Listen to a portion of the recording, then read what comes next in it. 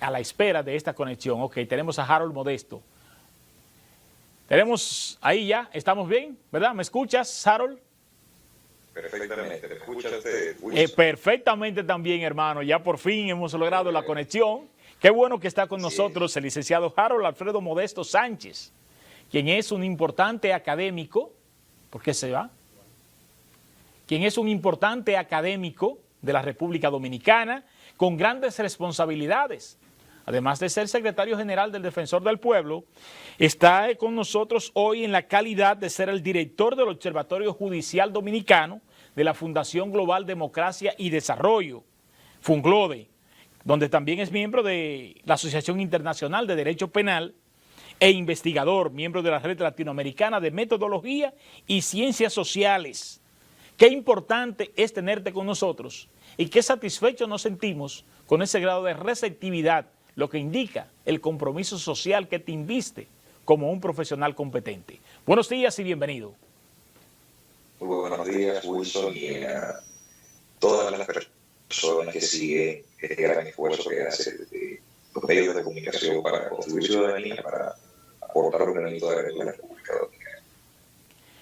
Qué bueno que está con nosotros, porque la sociedad está ávida de una opinión calificada en muchos temas que nosotros los comunicadores muchas veces terminamos contaminando los procesos y la propia construcción social de la información, ya que no tenemos los conocimientos suficientes.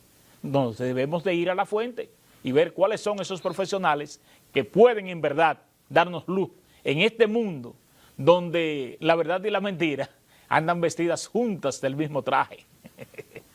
Harold, comenzamos por un tema muy importante, que es nuestro sistema de justicia. ¿Dónde se advierte la debilidad? ¿En el espíritu de la ley o en la estructuración de nuestro sistema judicial? Hablemos de la confianza de la justicia dominicana. Muy bien. Bueno, agradecer en nombre del Observatorio Judicial Dominicano de la Fundación Global de Democracia y Desarrollo. Ya son 10 años que cumplimos esta labor inquieta de tratar de que la ciudadanía, de que las personas comprendan mucho mejor qué pasa con el Poder Judicial y cómo toma las decisiones.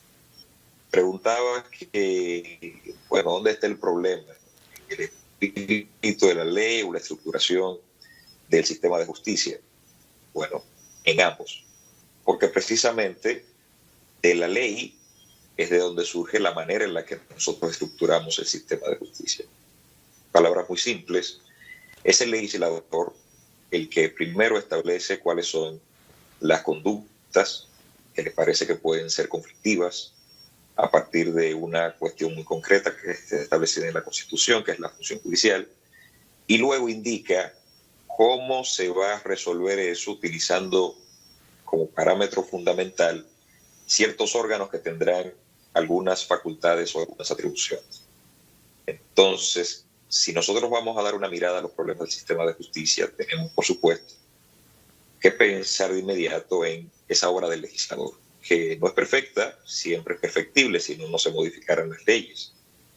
Si no, el Congreso no tendría trabajo. Esa es la realidad. Entonces, pensando en un tema fundamental, que es la confianza en el sistema de justicia, y la cosa se vuelve más compleja. ¿Por qué? Porque, en primer lugar, la confianza se deriva de la percepción que tenemos nosotros, de ellos, los ciudadanos que nos ven, acerca del funcionamiento del sistema judicial. Pero esa percepción también influye en esa percepción el hecho de qué tanto nosotros conocemos acerca del sistema de justicia. En pocas palabras, para nosotros poder tener una visión más o menos adecuada del sistema de justicia, tenemos que entender sus instituciones. Y de entrada, cuando uno ve las opiniones, ahora que las redes sociales nos dan tanta información, de ciudadanos que están notando que se toman decisiones y ya tienen pareceres sobre decisiones, sobre cuestiones jurídicas, sobre incluso los niveles de ética en los que se comportan algunos servidores públicos que desempeñan sus funciones en el Poder Judicial, se da cuenta de que necesitan conocer más para formarse una opinión adecuada. Y por eso el Observatorio Judicial tiene una razón de ser, que es contribuir con la investigación con la finalidad de elevar la calidad del debate sociojurídico nacional, sobre todo el que tiene que ver con las instituciones judiciales. Si hablamos de la confianza, el problema se vuelve más complejo. Hay que mirar a lo que hace el legislador porque es el creador de todas las cuestiones. Ahora, luego cuando hablamos de la confianza, la interacción cambia. Tenemos al ciudadano de a pie mirando al juez a los ojos, mirando al Ministerio Público a los ojos. Aunque parecemos no estarnos dando cuenta de la importancia de este actor que voy a mencionar ahora. También miramos a los ojos, por ejemplo, al policía.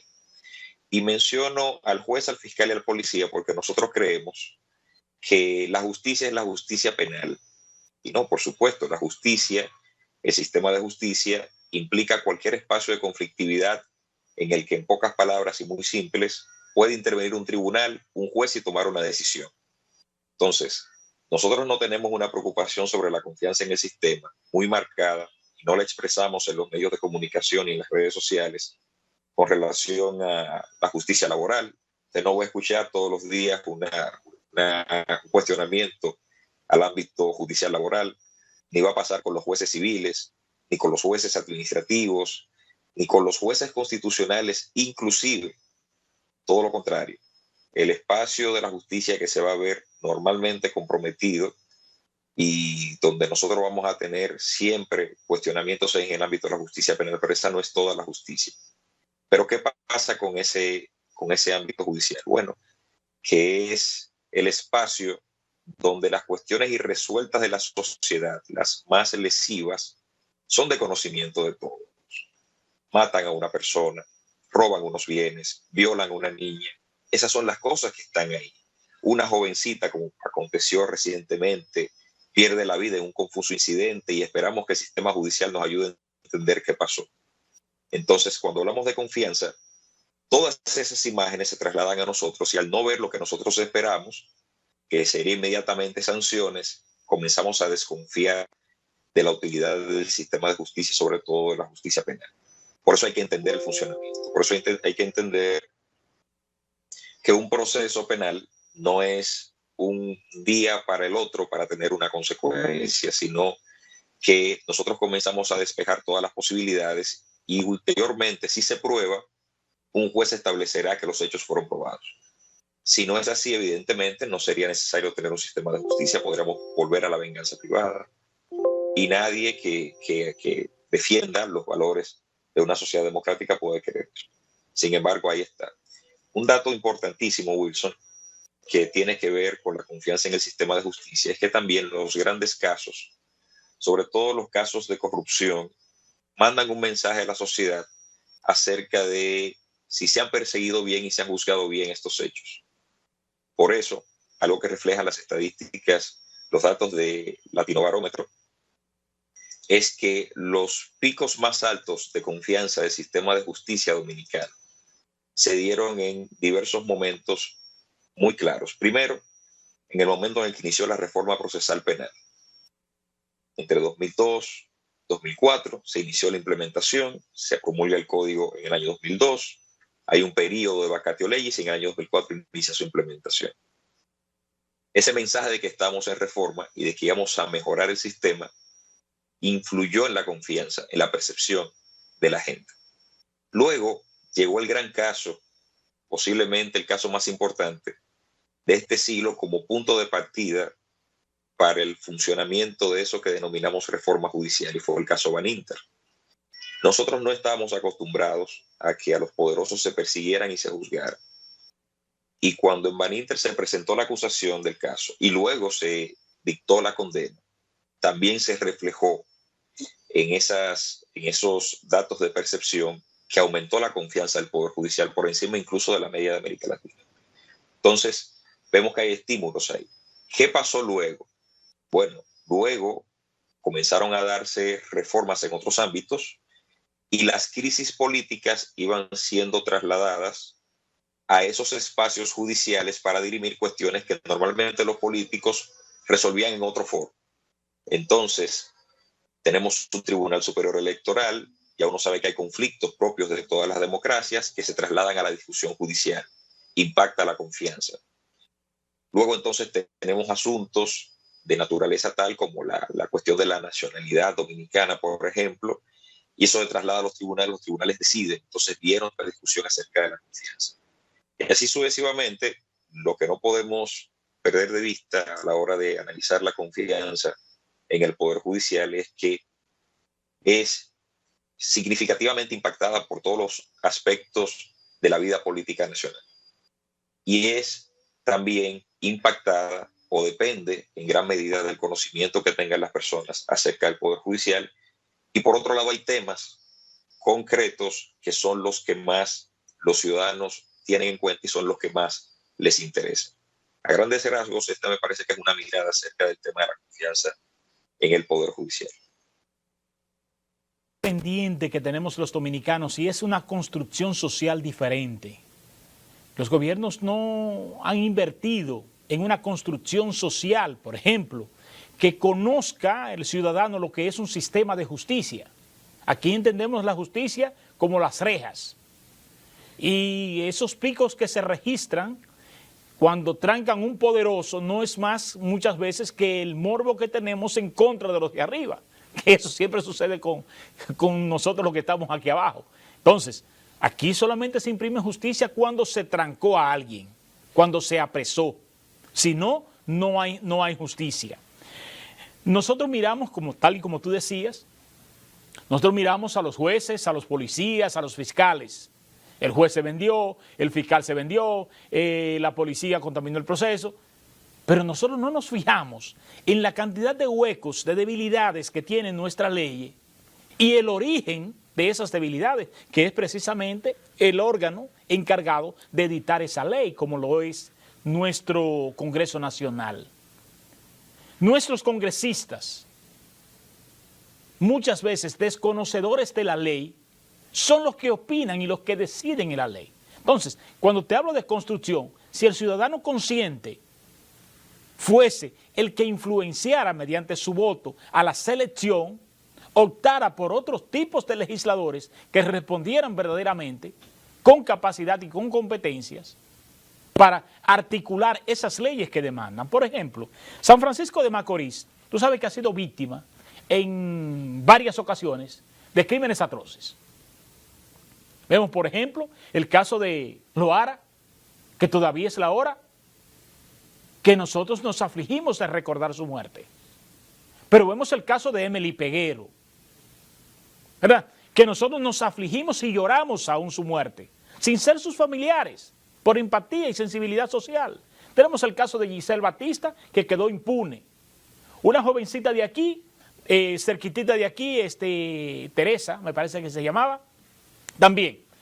Advertimos debilidades de la ley que han impedido que todos los involucrados cumplan la pena. Más sin embargo, el caso Loara presenta figuras que tienen debilidades y el caso Giselle Batista se quedó impune por esas mismas debilidades. Y no hay un legislador que se motive a hacer una revisión, reconstruir ese delito y ver cuáles son las debilidades de la ley para que en un futuro el que la haga, la pague, como por ejemplo el caso de aquí de 392 puñaladas, y hasta ahora no sabemos qué sucederá. Entonces, yo entiendo que debemos, no sé tu opinión, es mirar más hacia el Congreso. ¿Qué opinas en ese sentido? Yo estoy totalmente de acuerdo. No solo mirar desde el ejercicio de rendición de cuentas que tienen que hacer los legisladores cada 4 años y nosotros lo evaluamos y decidimos si votamos por ellos o no. Nosotros tenemos que darle seguimientos ahora del legislador para decidir si continúa sirviéndonos o no. Usted sabe muy bien, por la realidad nuestra, que ese no es el común denominador y que precisamente las elecciones en nuestro país normalmente hay casos en los que sí no se ganan porque nosotros estemos conscientes de que el legislador debe continuar, ni se ganan porque necesariamente el legislador haya hecho la obra correcta. Se gana por otras razones cuestionadas, dentro de ellas, bueno, el clientelismo político, ese asistencialismo que se lleva a cabo desde los espacios legislativos que no están destinados para eso, entre otras cuestiones que todavía nos afectan y que debemos mejorar como país.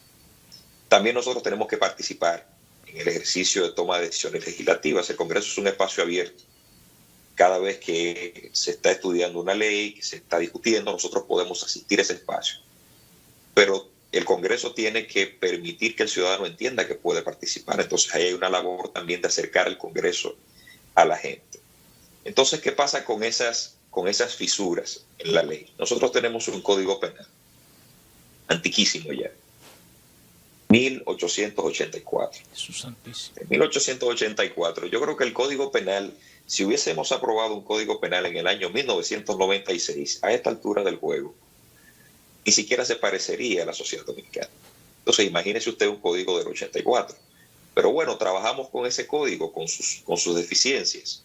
Pero hay cuestiones como esos ilícitos penales que usted menciona, que son graves, que nos hace pensar en otra dimensión de la responsabilidad de los padres, de los hijos, de las familias y demás, y que implica que nosotros comencemos a ver las cosas de otro modo. Esas cuestiones tienen que ser trabajadas partiendo de que identificar cuáles son los bienes jurídicos que a la sociedad dominicana les preocupa, que a los miembros de la sociedad dominicana les preocupa, o sea, cuáles bienes jurídicos pretendemos proteger y por qué. Y ahí entonces encontraremos, no a través de un discurso acelerado y un poco irresponsable de que aumentemos las penas para todo, ahí encontraremos cuál va a ser la medida idónea para que una persona que se desvía del camino, por así decirlo, para que no suene a fe, que se desvía de lo que nosotros establecimos como sociedad, entonces se ha llevado un espacio, que es el espacio penitenciario, para ser tratado, luego resocializado y reinsertado a la sociedad. Esa es la finalidad. La pena, si bien tiene que mandar un mensaje de que otros no deben delinquir, la finalidad esencial del tiempo que se dure en prisión es que el tratamiento funcione. Al menos eso es lo que dice nuestra Constitución. Pero más allá de lo que el legislador ha establecido, el detalle es que el legislador tiene una particularidad. Crea un mundo ideal, pero no lo opera. Es como usted decidir, bueno, yo voy a crear esta aeronave con estas condiciones, con esta propulsión, con estas condiciones de viaje, y yo me voy a inventar un vuelo ideal, pero yo no voy a participar en ese vuelo. El legislador criminaliza, pero no selecciona. El legislador le dice a la sociedad, a mí me parece que ustedes están de acuerdo en que estas cuestiones tienen que estar prohibidas, pero no es quien selecciona a quien delinquió, no es quien identifica a quien cometió la infracción. Ahí donde pasa ese escenario de la identificación de quien comete la infracción es donde están la mayor parte de las deficiencias. ¿Por qué? Bueno, porque a veces nuestros actores, nuestras autoridades, no saben cómo lidiar con esa presión de los medios, por ejemplo, con esa presión de la sociedad de San Francisco de Macorís, que está cansada de que pasen estas cosas, pero quiere una justicia que sea oportuna, pero que sea objetiva. Sin embargo, esa objetividad a veces tiene la particularidad de que dificulta decir cuestiones que hay que decir en ciertos escenarios, porque se quieren respuestas. En esas condiciones, entonces, el Ministerio Público, la policía y hasta los jueces algunas veces, debemos decirlo, actúan por lo que el momento de ese caso está imponiendo, que tiene que ver con precisamente las percepciones. Y eso hace que a la larga, teniendo expectativas de que en un proceso se genere una sanción que envíe un mensaje adecuado a la sociedad acerca de que no debe haber impunidad y que estos hechos nosotros no lo vamos a tolerar, luego vemos la consecuencia y la consecuencia es una absolución. ¿Con qué tuvo que ver con la absolución? Las debilidades de la investigación, los elementos de prueba que no pudieron ser incorporados, los elementos de prueba que fueron excluidos, la premura en lograr un impacto en los medios y olvidarse de la estrategia del proceso, y finalmente el hecho de que, por supuesto, al final la ley no ha de cambiar. Yo tengo que hacer, tendría que hacer, si fuese un representante del Ministerio Público, si fuese hasta policía, tendría que hacer el mejor ejercicio posible, mi mejor trabajo, para que con la ley que tenemos, con el Código Penal que tenemos, las cosas funcionen. Y eso es lo que desafortunadamente no pasa, y eso es lo que genera la consecuencia de que desconfiemos un poco de lo que acontece en el sistema de justicia. Los medios de comunicación, con sus constantes intervenciones, ¿Es saludable para el sistema de justicia? Por supuesto que sí. Si pensamos de nuevo en el proceso penal, donde precisamente hay un principio de participación de la ciudadanía, la única manera en la que los ciudadanos pueden enterarse de lo que acontece en los procesos es a través de los medios de comunicación. Porque si yo no tengo interés en un caso concreto, debo buscar muy pocas cosas en un tribunal. Entonces, son los medios los que democratizan lo que acontece en el sistema de justicia. Pero hay algo, Wilson, hay que hacerlo bien. Y hacerlo bien es informar bien, tratando dentro de la técnica periodística de no mutilar las cuestiones esenciales, normativas y jurisdiccionales que se expresan todos los días. Usted recordará muy bien que hace algún tiempo era común hablar, bueno, lo condenaron a 3 meses de prisión preventiva. Y la gente decía, ¿cómo una persona que comete un ilícito de estas magnitudes puede ser condenado a 3 meses de prisión preventiva? Y eso era, por supuesto, porque estábamos comunicando mal la cuestión. Ahora está pasando, pero ya más peligroso, y es que en el afán de que los actores, cada uno defendiendo su espacio, quiera decirle a la sociedad que está haciendo las cosas bien, sucede que está revelando cuestiones de la investigación que no debe revelar, por lo menos en ese momento. Y eso está dañando los procesos. Por ejemplo, que un ejercicio técnico que debe ser controvertido en una fase procesal ulterior, como una autopsia, quede en las manos de un diario, me parece incorrecto. ¿Por qué? Bueno, porque es que un perito diga algo sobre los hechos no quiere decir que el perito tenga la razón, sino que esa es su posición. Luego tenemos que contradecir eso, pero con las herramientas idóneas. Pero imagínese usted que nosotros, sin tener una noción de qué está diciendo el perito acerca de qué es y qué no una muerte violenta, que hay un lenguaje concretamente en esa parte, estemos llegando a conclusiones acerca de eso.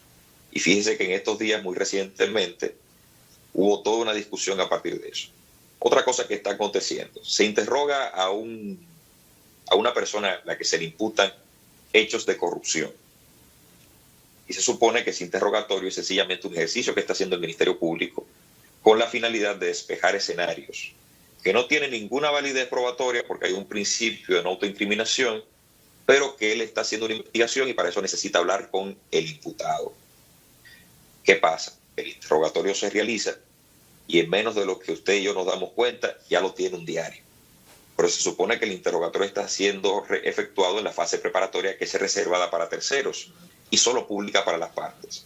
Entonces, de cara a la sociedad, con algunas líneas que se dicen ahí, de repente, a una persona a la que se le imputa el hecho de haber cometido cualquier acto de corrupción, ya está básicamente condenado. Entonces, si usted en el imaginario está condenado y luego el sistema judicial lo absuelve, entonces evidentemente no podemos confiar en el sistema de justicia. Entonces hay que tomar con pinzas el rol de los medios de comunicación, que es importantísimo para una sociedad democrática, pero tiene que realizarse bien. Y ahí viene la responsabilidad ética de quienes están al frente de los medios de comunicación. Yo lo escuchaba decir al principio del programa que, bueno, si tuviésemos quizás las dinámicas de otros programas y de otros espacios, tuviéramos más seguidores. Por supuesto que sí, porque el morbo, las cuestiones quizás no muy compatibles con nuestros valores llaman la atención, provocan, pero la responsabilidad que nosotros tenemos con el país es tan grande, es tan importante, que es preferible tener unos menos seguidores, pero buenos seguidores que estén buscando precisamente lo que nosotros le podemos ofertar, que es una visión clara, objetiva de las cosas y de los hechos. Y no que estemos creando expectativas y diciendo cosas en los medios de comunicación solo porque eso nos es rentable. La justicia, y no solo la justicia, el espacio legislativo y el espacio ejecutivo tiene que ser siempre tocado con mucho cuidado. Por eso yo he notado que en el ámbito periodístico hay periodistas concretos que cubren fuentes y en cierto modo se especializan en esos temas. Si uno piensa en la fuente judicial, a uno se le ocurre de una vez los nombres de Federico, de Ramón Benzán, de Tania, personas que se han dedicado a cubrir la fuente judicial, de Wanda Méndez, y ya tienen un abordaje de los temas judiciales en la condición básicamente de expertos en el tema.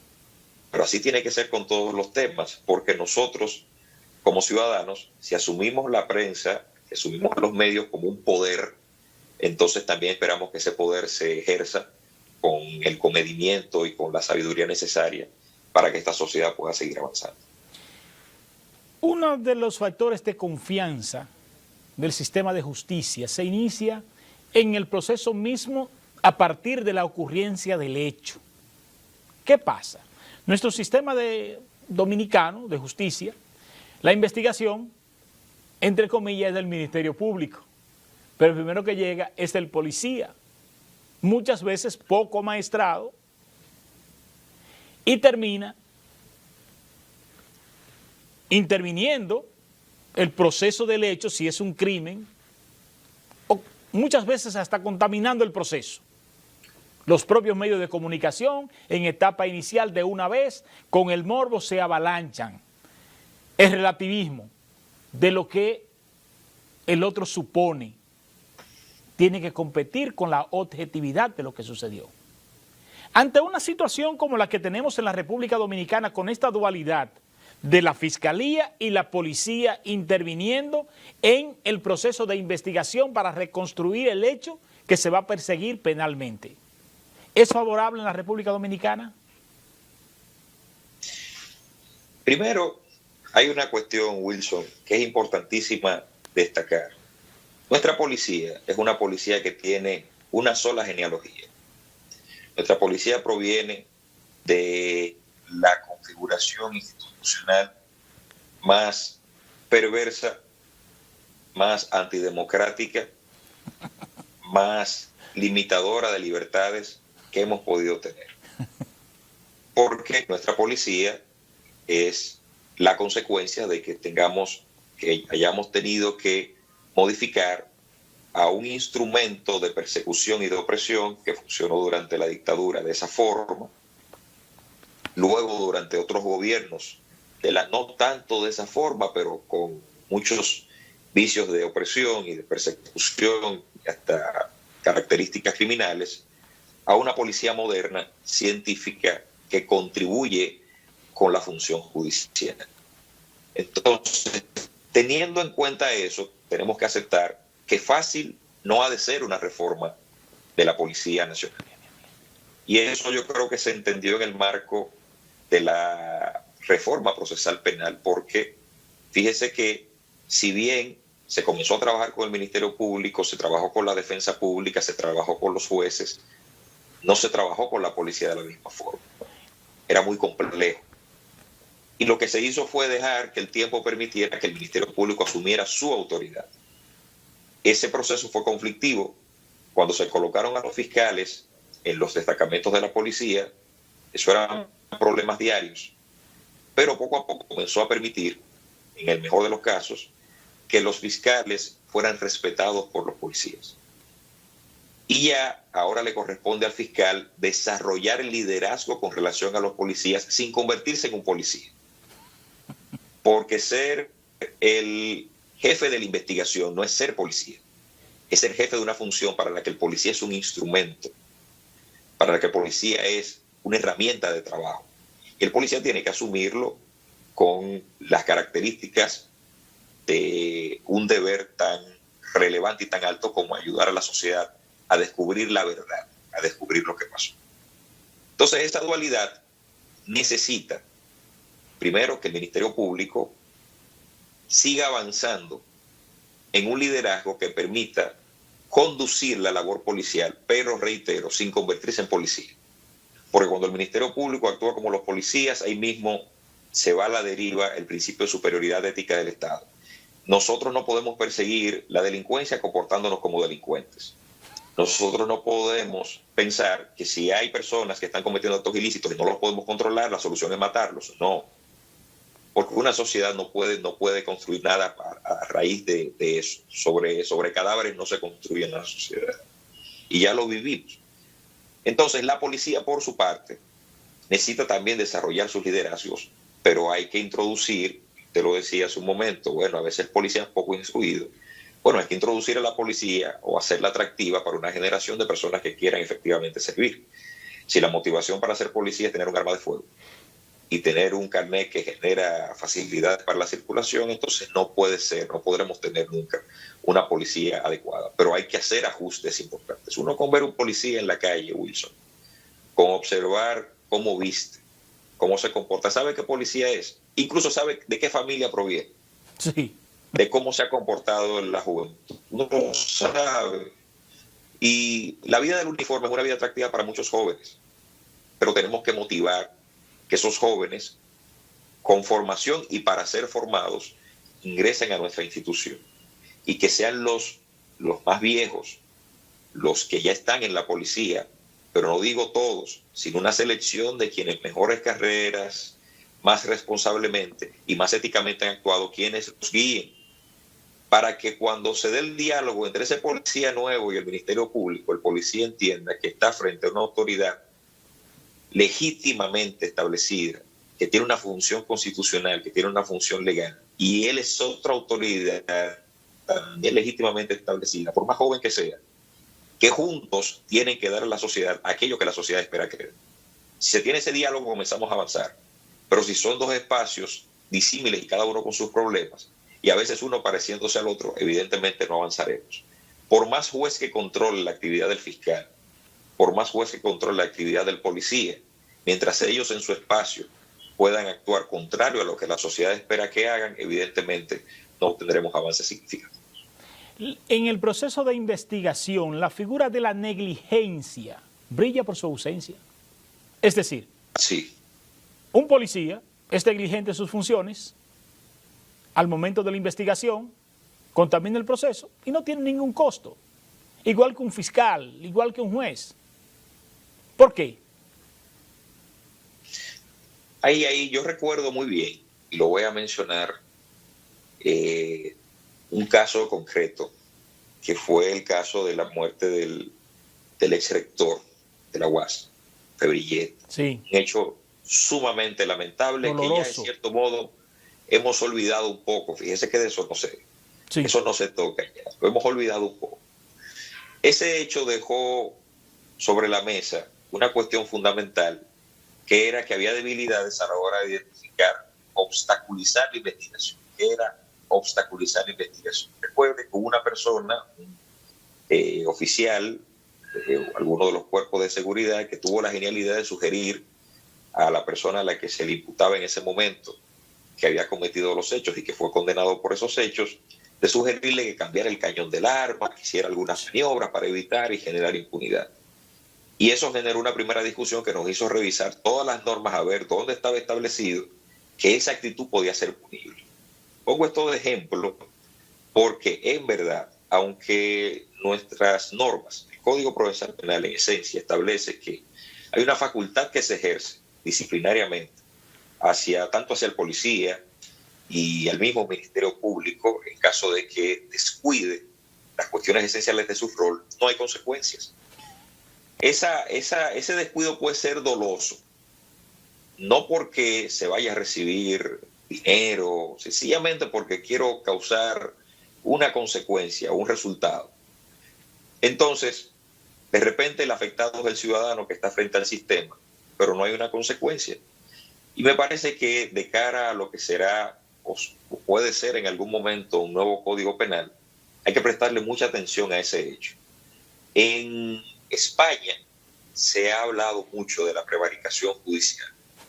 Aquí el tipo penal de prevaricación tiene unas características muy concretas y abarca a los jueces, pero en la medida en la que ellos pueden cruzar la frontera de las funciones legislativas u otras cuestiones que están por ahí también. Pero podemos darle un giro a las cosas de forma que nosotros podamos decir, bueno, si usted toma estas o deja de hacer, hace o deja de hacer, entonces también debe ser perseguido, también debe serle tomado en cuenta. Y hay que hacerlo porque no tenemos que vivir, el deber no se funda, no se eleva bajo amenazas. Yo incluso pienso que no es a mayor sanción donde tendremos el resultado de una mayor disciplina o de un mejor comportamiento, ¿no? Es al contrario, el indicador de un mejor comportamiento es menos sanción. Y si nosotros logramos eso, evidentemente habremos dado un gran paso, pero primero tenemos que sancionar las conductas que están mal. Dentro de ellas está ese deseo, esa libertad para hacer y no hacer que tienen los policías, los fiscales, los jueces menos, Wilson, los jueces menos porque el juez tiene un régimen disciplinario todavía mucho más fuerte y siempre se debe evaluar los deberes del juez que están taxativamente establecidos, porque una investigación es algo muy fluido. Una investigación no tiene que ir de la A a la Z, puede ir mucho más allá. Una investigación va a ser tan distinta como lo sean las posibilidades de los hechos. Cada hecho es una experiencia nueva de investigación. Ahora, juzgar es un ABC. Usted conoce de los hechos, usted mira la ley y toma una decisión acerca de los hechos vinculada a la ley. Punto. Ahí es mucho más fácil. Ahora, en el otro ámbito donde están policías y fiscales, la investigación es mucho más fluida, mucho más dinámica, y ahí entonces por eso hay una posibilidad mucho más alta de que alguien decida hacer o no hacer en perjuicio de alguien que necesita que la justicia funcione. Y eso debe ser taxativamente establecido y sancionado. Yo sí sé que desafortunadamente quizás los fiscales tengan demasiado trabajo como para estar disciplinando a los policías, pero si es necesario crear las normas y crear un órgano que funcione para eso, hay que hacerlo.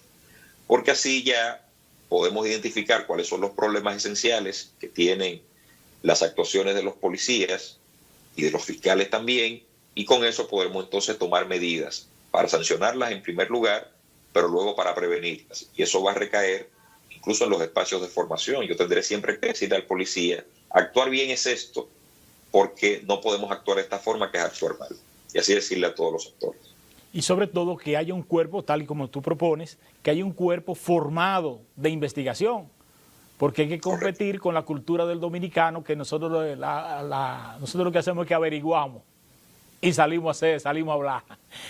Pero la investigación tiene sus pasos muy concretos y si bien es cierto, tiene muchas aristas, eso demanda de personas más preparadas en ese proceso, que es donde yo advierto una de las mayores debilidades que tiene nuestro sistema de justicia.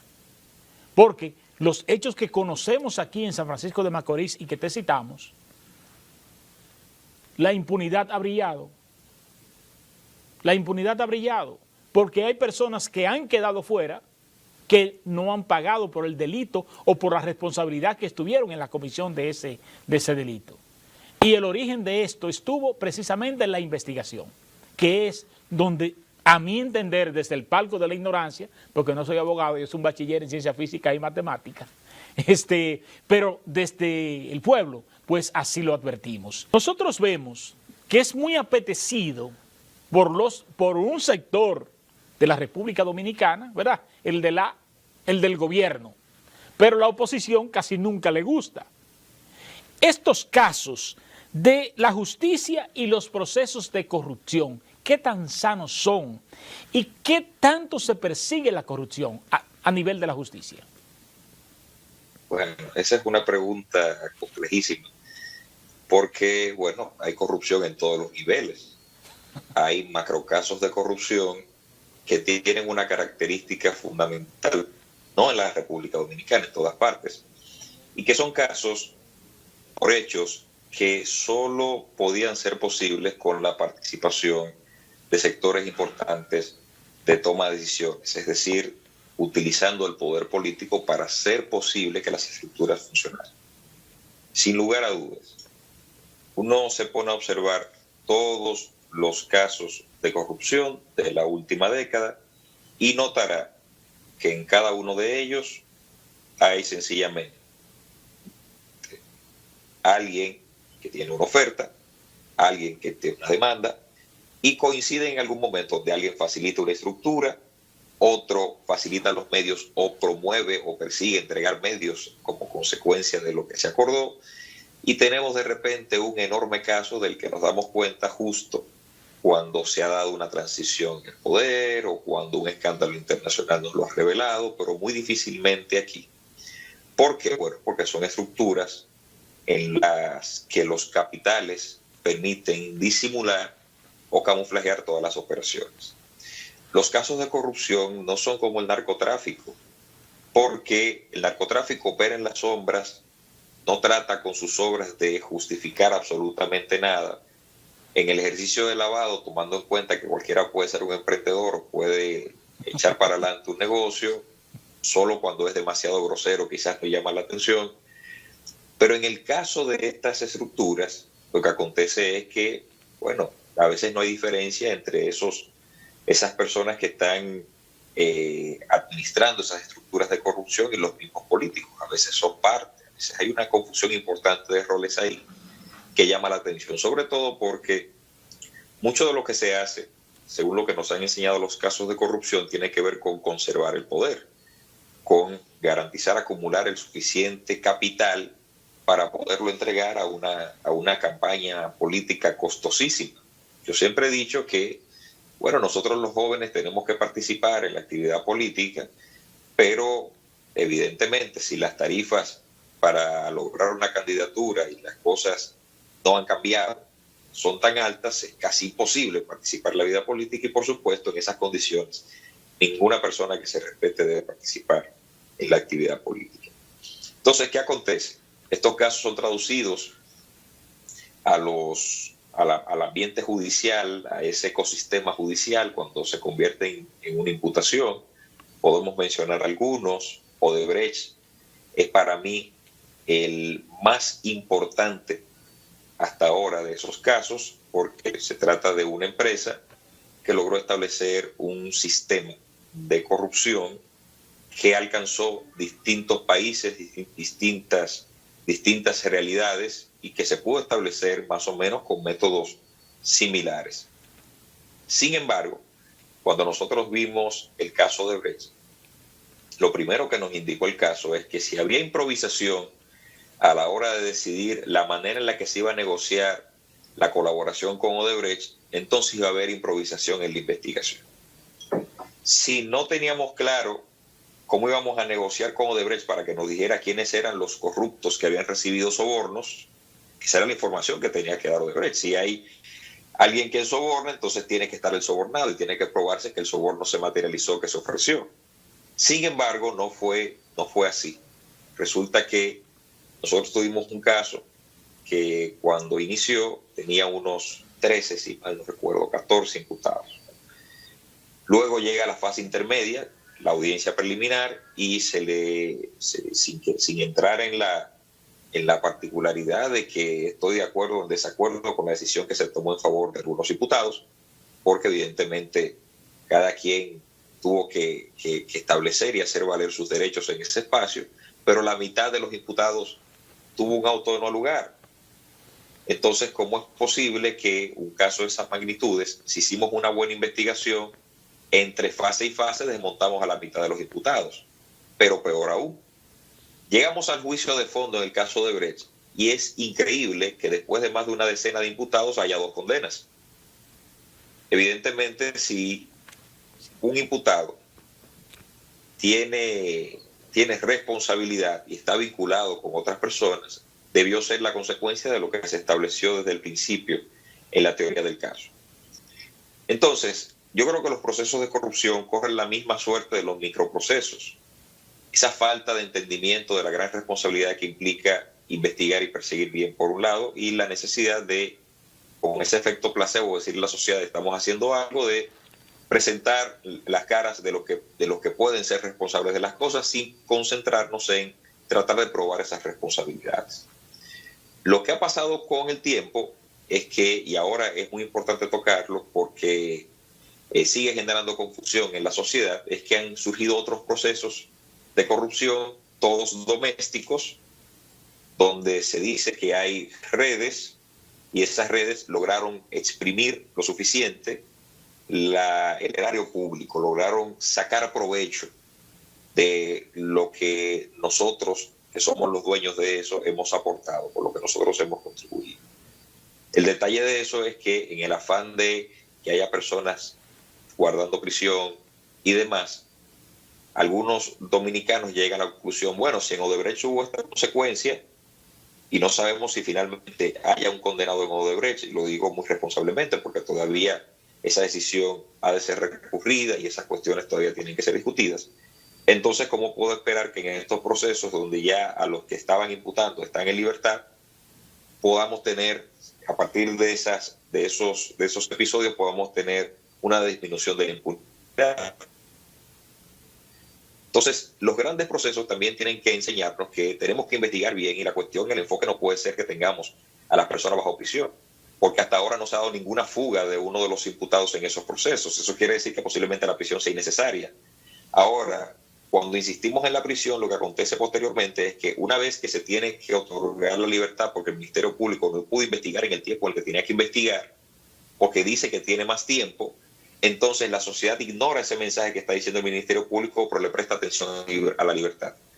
Y asume que si en 3 años, en 2 años, en 18 meses, en 1 año, una persona puede estar en libertad, entonces la corrupción no está tan mal, porque si usted puede acumular riqueza haciéndolo mal y la consecuencia va a ser menor, entonces algunas personas con debilidades éticas y morales pueden asumir que esa es una forma de vivir.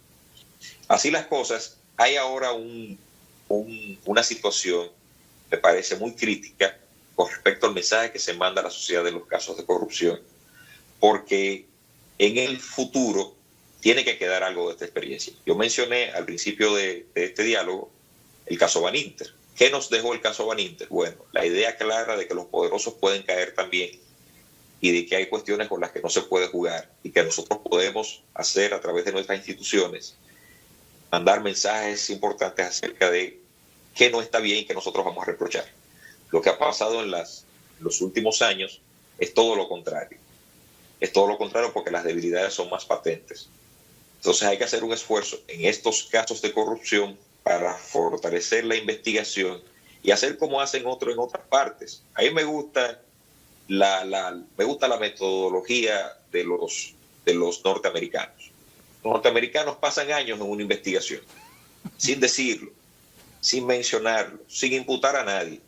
Y de repente sale un expediente con unas fortalezas y a usted se le indica, mire, desde esta fecha nosotros estamos detrás de usted, interviniendo con oficiales bajo reserva de identidad, revisando su información, buscando identificar testigos, estableciendo todos sus vínculos. Y nosotros le queremos decir que usted no tiene para dónde correr. Entonces usted tiene estas dos posibilidades. La primera, lo hacemos por el camino corto, acepta su responsabilidad y el Estado lo condena y usted devuelve todo lo que obtuvo con esa actividad ilícita. O la larga, que es este prontuario de penas, que además regularmente se acumulan, y usted pasaría todo el resto de su vida en prisión. Usted decide. Y por eso usted verá que activos importantes del narcotráfico, inclusive, y de procesos de corrupción, se encuentran con esa realidad, con una estructura blindada de una investigación, y la defensa no tiene otra salida que también decirle, mire, yo estoy viendo técnicamente probabilidades de nosotros son bajas. En consecuencia, a usted le convendría considerar distintas opciones. Y efectivamente, la sociedad en poco tiempo tiene una respuesta, porque no es prisiones largas, ni es persecuciones masivas, ni es decir en los medios de comunicación que tenemos decenas de miles de elementos de prueba, es certeza de condena. Es que sepamos en algún momento que si al ciudadano X se le imputó, la consecuencia Y se le va a imponer. Si a usted se le dice que usted es responsable y el Ministerio Público salió a decirlo, es porque tiene elementos para condenar. Y si es así, entonces tendremos una condena en poco tiempo. Si la sociedad comienza a girar la mirada a eso, comienza a observar eso, por supuesto que el sistema de justicia va a recibir un mayor apoyo y va a recibir la información acerca de que la percepción ciudadana mejora con respecto a qué tanto confían o no en el Poder Judicial. Ciertamente, pero uno de los males que tenemos como nación es que precisamente la base cultural de la República Dominicana tiene muchos vicios de corrupción y muchos vicios de corrupción. Y la festinación, porque por ejemplo tú citas el caso Baninter, ¿cayeron todos? Entonces, Cuando nos vamos a los actos de corrupción, por ejemplo, el caso Odebrecht, ese caso fue legitimado, las decisiones fueron legitimadas en un Congreso Nacional. Nosotros vimos un solo senador encartado. Cuando hubo una legitimación en el Congreso, en ambas cámaras, de la aprobación de todas esas obras y con sus costos. Entonces, esa festinación también hace que la lucha contra la corrupción en la República Dominicana, la gente le tenga un mote, aquí no lo vamos a decir por respeto al auditorio, pero que lamentablemente tiene grandes debilidades. Otro tema muy importante que quiero tocar contigo es el asunto de la reforma policial y su relación con el sistema de justicia. Muy bien. Ya más o menos avanzamos algunas líneas acerca de eso en un momento anterior, cuando decía que la única reforma que no se materializó con ocasión de la reforma procesal penal fue la reforma de la policía. La ley con la que la policía se enfrentó a la reforma del sistema de justicia era una ley brevísima, esa ley del 2004, promulgada por el presidente Hipólito Mejía, y en esa brevísima ley no se decía nada acerca de cuáles eran los retos que tenía, la manera en la que tenía que verse la policía de cara a darle la respuesta al sistema de justicia como policía técnica, judicial, científica, como quisiera poder. Una ley muy breve, con cuestiones de la institución muy concretas, pero que no aportó nada a la reforma. Entonces yo siempre he estado en desacuerdo con que las reformas, los procesos de reforma no se concluyen y nos metamos en otras reformas. Entonces, cuando llegamos al punto de la reforma judicial, por alguna razón, ya han pasado 20 años, o sea, más de 20 años, porque la discusión de la reforma del sistema de justicia, sobre todo la justicia penal, se empezó a discutir en el año 97, cuando se crearon las comisiones para la reforma y actualización de los códigos, que era el punto de partida. De esos códigos, penosamente, solo el Código Procesal Penal fue aprobado desde el 97. Pero lo logró en el año 2002 y han pasado 20 años desde que aprobamos ese código e iniciamos a implementarlo en el 2004. O sea, ya estamos en el año 19 desde que se implementó el Código Procesal Penal. ¿Cómo es posible que casi 20 años más tarde? Sí. ¿Cómo es posible que todo este tiempo y no hayamos podido lograr que de alguna forma la institución más importante, que es por donde inicia la investigación, haya mostrado ciertos avances desde la perspectiva orgánica e institucional para soportar las funciones que tiene que juzgar? No estoy diciendo que no tengamos avances, ni que no tengamos exponentes y miembros de la Policía Nacional que baten por 1000 policías de otros tiempos. No. Lo que estoy diciendo es que la policía ha sido olvidada en ese proceso. Y ha sido olvidada de tal forma en que sencillamente ha tenido ella que construir su propia experiencia. Y eso debió venir de arriba, con la finalidad de que pudiéramos entonces pasar rápidamente la página y convertir la policía a una policía que se pareciera más a las relaciones de poder que iba a tener con los jueces, con los fiscales y con cada uno de los actores del proceso, sobre todo de cara a la sociedad dominicana. Entonces, tener reformas que se quedan con estadios pendientes es lo que hace que se dificulten las cosas. Ahora estuvimos hablando de reforma policial. Y fíjense lo torpedeada y accidentada que ha estado la reforma policial. La reforma policial, lo primero que debutó fue con la destitución, básicamente, de un director de policía que me parece un oficial, en primer lugar un buen oficial con una carrera adecuada, pero que le tocó vivir un momento con una situación inexplicable y mal manejada en la crisis que lo hizo salir de la posición y, por supuesto, no continuar con la intención de la reforma de la que se hablaba. Pero sucede que una cosa es decir, emprendimos una reforma, y otra cosa es decir que estamos estudiando para hacer la reforma. Son cosas distintas. Si nosotros vamos a hacer una reforma, tenemos que asumirla como lo que hemos dicho acerca de los procesos. Diagnostiquemos todo, analicemos todo, emprendamos los cambios, pero no lo vamos a decir hasta que tengamos la certeza de que la información nos permite tomar decisiones adecuadas.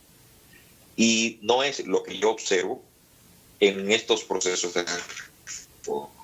Se anuncia que se va a hacer una reforma, se comienzan a dar pasos para identificar el problema, que por supuesto que no, es que yo no puedo ni siquiera pensar en lo que tengo que reformar si todavía no comprendo el problema, que es una situación fundamental. Yo entiendo muy bien que cuando se hace una oferta política, que con lo que parten los candidatos, donde se comprometen a hacer o dejar de hacer cosas, cuando se hace eso hay que decir algo acerca de eso.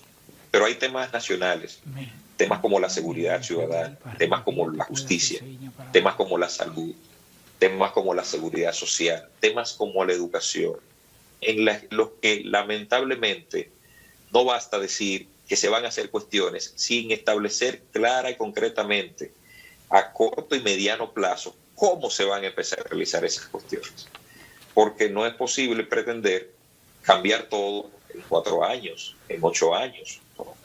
Pero sí es posible planificar las cuestiones que se van a transformar. Sí es posible identificar concretamente cuáles son esos problemas en ese espacio de tiempo y corresponder con la responsabilidad de uno decirle a la sociedad con claridad, más allá de ese populismo que motiva la actividad política, cuál es el problema y cómo nosotros lo vamos a afrontar. No hay soluciones mágicas a ninguno de los problemas sociales. Si las hubiera, necesitáramos un mago y no un gobernante. Lo que hay es que entender esos problemas, generar las condiciones para resolverlos y buscar la participación de todos en esos problemas. Y posiblemente ahí nos acerquemos. La policía es una institución de todos. Entonces la policía no puede ser una reforma ni por intelectuales, ni por una casta dentro de la policía, un grupo de generales, ni por solo por los policías, ni por los académicos. No. La policía tiene que reformarse desde cada uno de los sectores de la sociedad, desde cada una de las fibras de la sociedad. Si yo quiero un policía en 10 años, comienzo a formarlo en la escuela. Ese muchacho que todavía tiene 10 años, va a ser policía, quiere ser policía. Entonces, bueno, vamos a trabajar con él 7 años. 8 años, para que cuando ingrese a la policía con una oferta que le permita tener una vida digna, entonces ese muchacho se convierte en un policía ejemplar. Pero yo no puedo pretender que la policía sea un reformatorio tampoco, de los jóvenes que no están haciendo nada, que no tienen vocación. No es eso. Entonces hay que ver las cosas de forma integral y proponernos como país algunas metas, y dentro de ellas, bueno, que una institución como la policía pueda ser efectivamente reformada, para que no caigamos en lo que puede acontecer, que el nivel de deterioro de la relación entre los ciudadanos y la policía sea tal que pongamos en riesgo la seguridad ciudadana, en sentido general la seguridad pública del país. Uno de los grandes males que tenemos como nación es precisamente esa palabra nación, que no existe en el concepto del ejercicio político en la República Dominicana. Y vemos la nación como cada 4 años la ve el partido político que está enquistado en el poder. Pero se les olvida que el concepto nación se mantiene durante toda la existencia y por tanto cuando vamos a hacer una reforma no podemos pensar en los 4 años de un gobierno o en la reelección de que tiene que durar 4 más para que la complete, sino en un concepto nación que nos conmine, que nos obligue como sociedad a hacer las cosas como tenemos que hacerlas, que es nuestra mayor debilidad, que nos gusta mucho truncar los procesos. Llegó el otro, desbarató todo lo que encontró, porque todo lo anterior era malo, y viene el otro otra vez a experimentar. Y nuestro país se convierte en un laboratorio, porque todas las decisiones de nuestro país son políticas, desgraciadamente.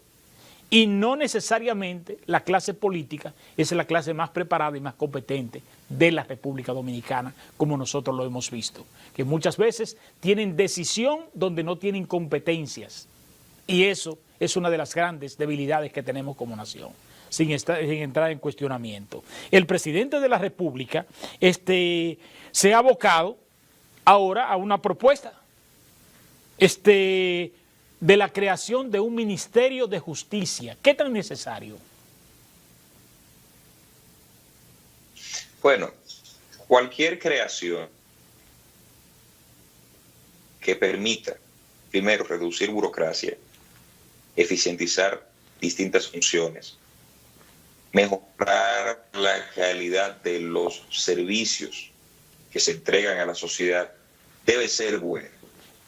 Ahora bien, yo entiendo que si tenemos órganos en el sistema que han tenido debilidades históricamente en el manejo de ciertos temas, lo que tenemos que hacer es partir de que ese órgano tenga todos los medios a su disposición para trabajar con ese tema. Es decir, yo no entiendo que sea lo correcto y que vaya a resolver la creación de un órgano, algo que otro órgano, porque no tenía los medios para resolverlo, no pudo resolver. Entonces, en la discusión acerca del Ministerio de Justicia impera que vamos a recoger una serie de funciones que están dispersas en diversos órganos y se lo vamos a dar a un órgano concreto que sería este ministerio. Y yo entiendo que evidentemente no basta con solo crear instituciones, sino también generar las condiciones y facilitar los medios. El sector justicia, Poder Judicial y Ministerio Público, estas dos instituciones, porque las altas cortes no han corrido con la misma suerte, estas dos instituciones tienen la dificultad de que es por ley con lo que establecimos que iban a tener unos recursos concretos siempre a su disposición. En el caso del sector justicia, es un 4.10% de los ingresos internos del Estado, divididos entre un 2.66% para la Suprema Corte de Justicia, o mejor dicho, para los tribunales, para el Poder Judicial, y un 1.44% para la Procuraduría General de la República. Eso se estableció en el año 2004 normativamente. Sin embargo, ¿qué pasa con eso? Nunca se le ha establecido o se le ha concedido el presupuesto que deben tener consignadas estas instituciones. Entonces, si yo no proveo de los medios, entonces ¿cómo van a ejercerse las funciones? La evolución de los temas que pretenden ser trabajados en el sistema de justicia no se ha dado porque las instituciones que han tenido que trabajarlos no han tenido los medios. Eso quiere decir que el Ministerio de Justicia entraría a trabajar, si se aprueba, con esos temas, teniendo las dificultades acumuladas de las demás instituciones, pero teniendo la desventaja de que tendrían que asumirse con otras autoridades relaciones nuevas. Y eso me parece riesgoso. Me parece riesgoso porque estamos tocando ámbitos muy concretos, como por ejemplo el sistema penitenciario, que no deja de ser una cuestión compleja e importante para el país. Entonces, yo no creo que podamos cambiar solo creando un ministerio la realidad del sistema penitenciario si no le suministramos los medios. Entonces viene una pregunta del ciudadano. Pero si el ministerio permite que se consigan los medios para abordar un sistema penitenciario acorde a una sociedad moderna y democrática, con valores que tengan en cuenta los derechos fundamentales de las personas, si eso se puede hacer creando un nuevo ministerio, ¿por qué no se hizo desde las instituciones con las que contamos? Para que esas instituciones, con su experiencia, pudieran contar su propia historia. Entonces, esta duda como ciudadano yo sé que la tienen muchos. ¿Por qué no hicimos eso? Y ahora estamos tratando de, ¿por qué tenemos que confiar en que una nueva institución tendrá todos los medios para eso? En esas condiciones, yo sigo prefiriendo que con lo que tenemos lleguemos al estadio último. Y si con los medios no funciona, entonces pasemos al estadio siguiente. Bueno, no nos funcionaba que la Suprema Corte de Justicia tuviera la función del control concentrado de la constitucionalidad, porque para que saliera una decisión declarando inconstitucional o no una norma había que esperar muchísimo tiempo por la gran complejidad del trabajo de la Suprema. Entonces, perfecto, creamos un tribunal constitucional y el tiempo dio la razón. Pero la Suprema tuvo las funciones, lo intentó. La Suprema no podía dedicarse a las cuestiones del gobierno del Poder Judicial porque tenía que invertir mucho tiempo en eso. Creamos un Consejo del Poder Judicial, pero la Suprema tuvo las funciones y tuvo los medios para eso. No podía, hubo que mejorar. Pero fíjense que cuando hicimos el ajuste, dejamos todo en la misma familia. las funciones administrativas y judiciales en el Consejo, el Tribunal Constitucional es un tribunal, pero ahora lo que estamos hablando es que funciones que tiene una rama encargada concretamente, históricamente, de las cuestiones penitenciarias, que es el Ministerio Público, vinculado al sistema penitenciario, el Ministerio Público, entonces ahora lo vamos a pasar directamente al Ejecutivo. Yo no estoy seguro de que algo así tenga buenos resultados. Claro, desde las ciencias sociales no podemos adelantarnos a los acontecimientos, tenemos que esperar que acontezca. Pero ya he dicho que como ciudadano tengo esas dudas. Si no suministramos los medios, si hoy no hemos dado a la Procuraduría los medios para garantizar que continúe la reforma del sistema penitenciario, entonces lo haremos cuando tengamos el Ministerio de Justicia, que es algo que es una carga más para el sistema. Hay que crear otros órganos, hay que crear otras condiciones, entonces es más gasto. Claro, entonces si voy a gastar más para crearlo, ¿por qué no invertir esos recursos en quien ya tiene las funciones? Porque si lo que pudimos hacer con la reforma del sistema penitenciario, con el nuevo modelo de gestión penitenciaria, se pudo hacer con este Ministerio Público, ¿por qué no se puede hacer más?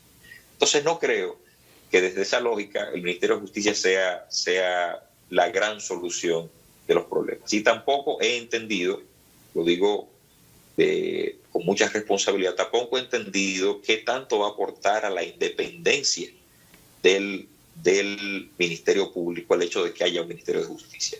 Yo creo que incluso la primera etapa que podría advertir, si avanza este proyecto de la creación de un Ministerio de Justicia, la primera etapa que puedo advertir es que en algún momento las posiciones del Ministerio Público y las posiciones del Ministro de Justicia, las posiciones del procurador o procuradora y del ministro o ministra de Justicia pueden colisionar.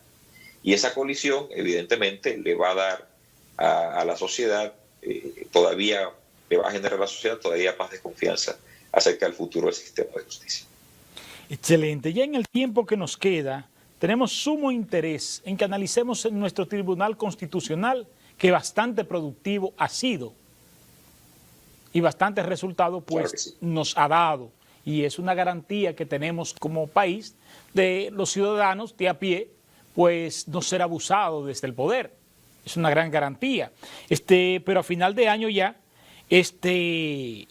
tenemos una futura selección. Hablemos del Tribunal Constitucional. Es así, Wilson.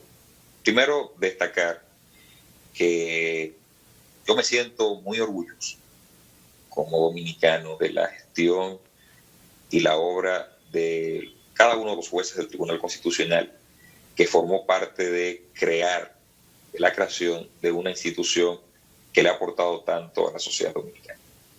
Sobre todo de su presidente, que ha sabido emprender un liderazgo, ha sabido asumir un liderazgo acorde a estos tiempos, para dejar a la sociedad dominicana una institución con sus fortalezas. Había muchas dudas, porque había sectores en desacuerdo con la idea de un tribunal constitucional, pero ha sabido sembrar en un terreno que me parece muy fértil, que es ese terreno de garantizar la constitucionalidad. La Constitución hay que defenderla, hay que protegerla, hay que custodiarla, porque en ella están las cuestiones fundamentales de la nación y de la patria. Y ahora se cumplen 12 años de que fueron seleccionados el grupo de los jueces que fueron designados por 12 años. Recordarán que una de las cuestiones establecidas en la Constitución es que los jueces del Tribunal Constitucional, para garantizar la renovación progresiva de la matrícula, fueron elegidos en un primer momento por un periodo de 6 años, otros por un periodo de 9 años y unos por un periodo de 12 años. Y se han ido rotando, y por eso hemos tenido varias convocatorias del Consejo Nacional de la Magistratura donde se han designado nuevos jueces del Tribunal Constitucional. Ahora sale el presidente, luego de 12 años del Tribunal Constitucional, tendrá que salir. No existe la posibilidad normativa de renovación y de permanencia en el cargo, pero me parece que ha hecho un gran trabajo en estos 12 años que hasta parece que pasaron rápido en el Tribunal Constitucional. Entonces ahora nos abocamos a decidir no solo los jueces que van a sustituir a los miembros que fueron designados por 12 años, dentro de lo que el magistrado Milton Rey Guevara, honorable presidente del Tribunal Constitucional, sino que también hay que decidir quién será el próximo presidente del Tribunal Constitucional, y esa es una decisión mayor. Le tocará a este Consejo de la Magistratura decidir quién va a ser el presidente del Tribunal Constitucional, porque yo creo que la huella dejada por el magistrado Milton es enorme. Y los zapatos que han de calzar esas funciones en momentos tan complejos de la República Dominicana deben ser asumidos con la responsabilidad y con el entendimiento de que se le está dando una importante posición país que no consiste en designarlo a él, sino en que él nos sirve, o designarla a ella, sino en que ella nos sirve. Porque a veces, y lo he dicho siempre, hay personas que me dicen, bueno, Harold, quizás en algún momento tú participes. Y yo digo, bueno, es que yo estoy concentrado en el día de hoy. No. Y creo que si tengo el privilegio de servir desde cualquier espacio, sencillamente es una concesión por el comportamiento, por la obra que uno ha podido realizar, pero que yo voy ahí no a hacer y aparentar ser, sino a realizar cuestiones que me han confiado realizar. Si tengo esa oportunidad es precisamente es una oportunidad que me ha cedido el país para que yo, todas las inquietudes que he condensado durante muchos años y preocupaciones, desde ahí se puedan hacer valer. Pero evidentemente hay muchos espacios de la sociedad en los que se puede aportar. Me parece que es un privilegio servir desde el espacio público y será un gran privilegio a quien le corresponda ser presidente del Tribunal Constitucional, porque los momentos que vive la República Dominicana son sumamente complejos. Y de dirigir una institución como esa también es dirigir un espacio de defensa de los mayores intereses del país, que creo que evocando la patria, los valores patrios, defendiendo la nacionalidad, invocando los ideales duartianos. Exacto. Eso ha sido gran parte de una siembra importante del magistrado Milton Rey Guevara, que es un apasionado por estos temas, que vale la pena reconocer. Usted decía al principio, Wilson, que no todo está perdido. Por supuesto que no, porque precisamente por eso, sin que generacionalmente coincidamos, yo no era ni siquiera un proyecto cuando ya el magistrado Milton era un hombre de Estado. Y estoy yo reconociendo lo que pertenezco a otra generación, sin ni siquiera haberlo podido tratar mucho. Reconociendo porque estoy mirando mis modelos a seguir, estoy mirando cómo me gustaría cerrar mi carrera y estoy viendo que sí, efectivamente, en la República Dominicana las cosas se pueden hacer bien. El magistrado Milton fue un hombre de una vida política activa y aún así ha garantizado desde la presidencia del Tribunal Constitucional que se puede incluso participar de la política y ejercer funciones con el cuidado necesario cuando se tiene eso claro. Entonces, vamos a estar expectantes acerca de esa decisión. Esperamos que si alguna persona con compromisos políticos, es decir, compromisos con el país, con el ejercicio político, con la participación, llega a una de estas posiciones, lo haga consciente de la gran oportunidad que tiene para aportarle al país y el gran rol y responsabilidad que tiene. Y que si se trata de una persona que no ha militado en algún partido político, entienda que no militar y no participar no es ninguna virtud. Yo no he militado ni participado y no me siento virtuoso. Sencillamente es que la vida va conduciendo a uno por algunos caminos, algunos aportan desde los partidos, otros aportan desde la academia, otros de otros espacios. Entonces, cuando se le dé esa oportunidad, entonces que lo que sea independiente sea su conciencia, que no se deban favores que se tengan que pagar desde esas posiciones y que efectivamente se correspondan con el perfil que se espera y que no se designen personas que por compromisos políticos o por agraciar favores que se hicieron en algún momento, entonces lleguen a esa alta posición, porque el país necesita que sus mejores hombres estén frente a sus instituciones más importantes. Ciertamente, eso es algo que hay que reconocer solo a Milton, que siendo un político ha cumplido y ha jugado su rol histórico con un alto nivel. Los ciudadanos debemos de ser conscientes en esta parte. Mira, hay una partecita que se me ocurre desde el palco de la ignorancia, aunque apenas nos queda un minuto. Desde el palco de la ignorancia, tú sabes que la ignorancia es atrevida. Pero yo cuestiono siempre el hecho de que personas que no tengan competencia sean los que decidan y no haya una articulación correcta para que hayan personas con competencia en esos espacios de toma de decisiones tan delicados. Por ejemplo, nosotros tenemos un Consejo Nacional de la Magistratura que es quien decide quién va a ser el presidente. Pero prácticamente la articulación de ese Consejo Nacional de la Magistratura no nos garantiza las competencias sobradas para una selección con criterio. Desde el palco de la ignorancia, la nomenclatura del presidente, el presidente del Senado, que no son abogados, que no son conocedores de las leyes, pero son los que deciden la articulación de ese sistema. ¿Estás de acuerdo? Brevemente, mi hermano, que tengo un minuto.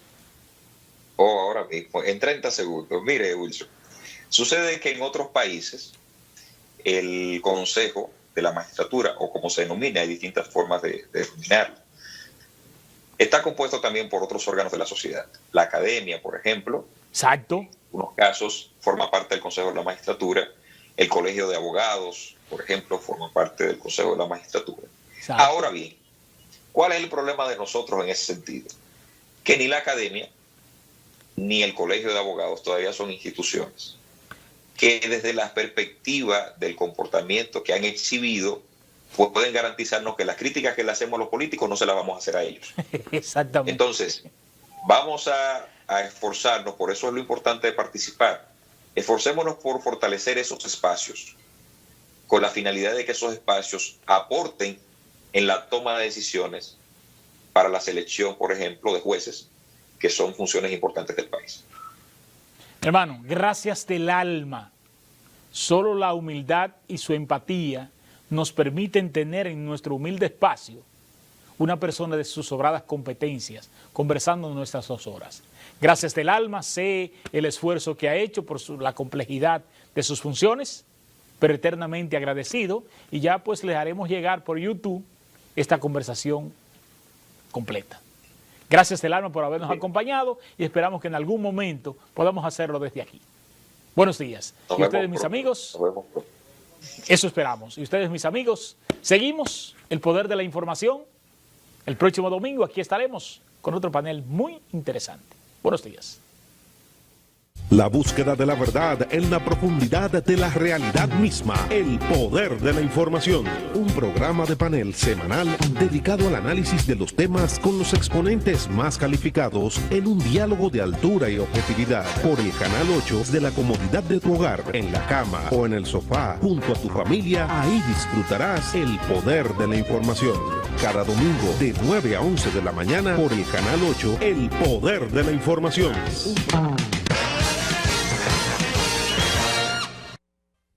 Las cosas como son. Wilson Gómez, en una hora, analiza el impacto político, económico y social de las noticias que simplemente escuchaste. La delincuencia es una industria en la República Dominicana. Y esa industria beneficia a los que están llamados a perseguirla. Las cosas como son. De lunes a viernes de 9 a 10 de la noche por el Canal 8 de Telenor. Las cosas como son.